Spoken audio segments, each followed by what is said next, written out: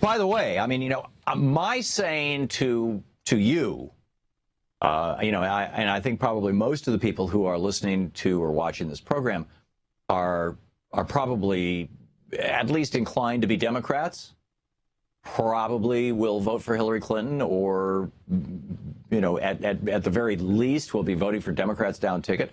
I'm guessing probably most people are going to be voting for Hillary Clinton. I will be. So my saying this to you, hey, Donald Trump has basically, if he told this to John Kasich, he certainly told it to Mike Pence.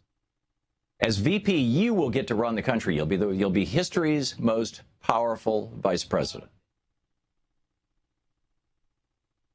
To quote Donald Trump Jr., the most powerful vice president in history. So I realize that for you and me, this might be, oh my God, this is disqualifying. This means that the guy who's running for president, the guy that people are going to vote for president, is actually not going to be the president. He's going to be the figurehead. In Donald Trump's mind, apparently, the office of the presidency. Let me back this up just a little bit. In most other countries, most other advanced democracies, whether it's the United Kingdom or Israel, let's take two examples that pretty much everybody's familiar with. In the United Kingdom, the head of government is the prime minister, elected by the people. The head of state is the queen, not elected. The queen doesn't do much. She does ribbon-cutting ceremonies, and she's very, very rich.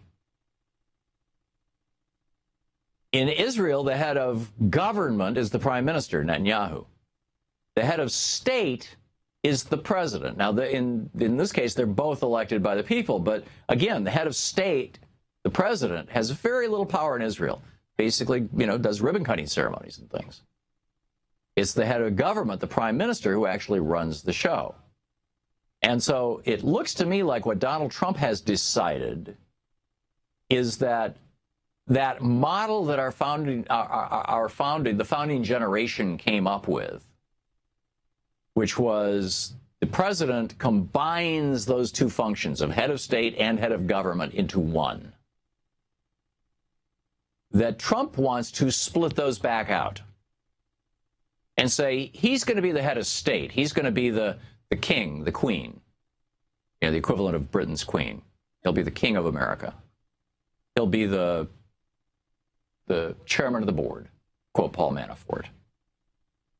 But Mike Pence is going to be the head of state, or the head of government. He's going to run the government and play the role of a prime minister, which means if you think you're voting for Trump, you're not. You're voting for Pence. You're voting for Trump as a figurehead, but that's it.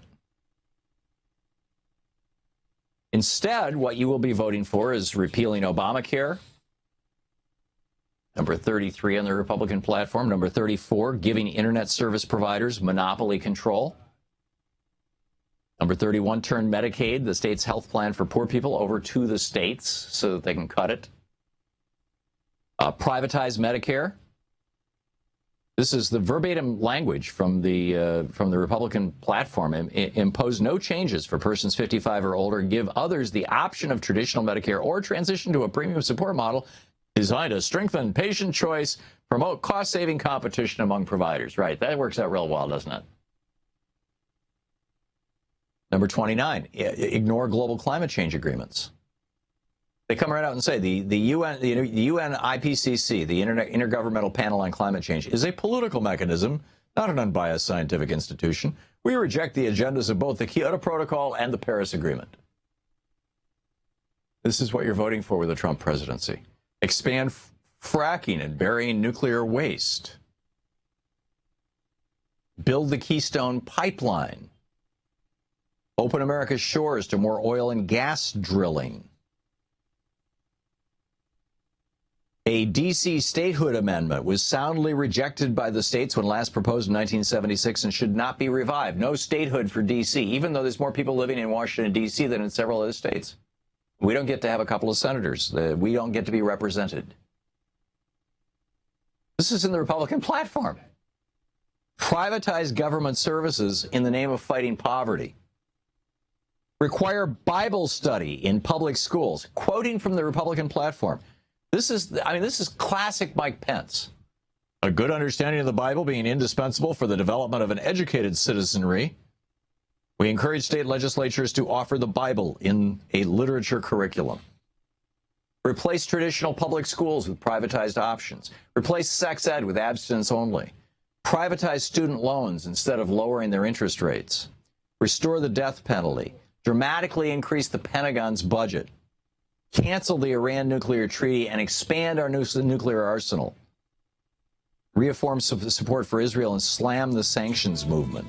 We reject the false notion that Israel is an occupier and specifically recognize the boycott, divestment, and sanctions movement as anti-Semitic and seeks to destroy Israel. Now, I don't think so. This is what you're voting for. You're voting for tax cuts for the rich, deregulating the banks, stopping consumer protection, repealing environmental laws, killing unions. This is pretty amazing stuff. To watch more clips from our programs, hit the Watch More Videos button over here. And please be sure to hit the handy-dandy subscribe button so you'll always be up to date. Tag, you're it.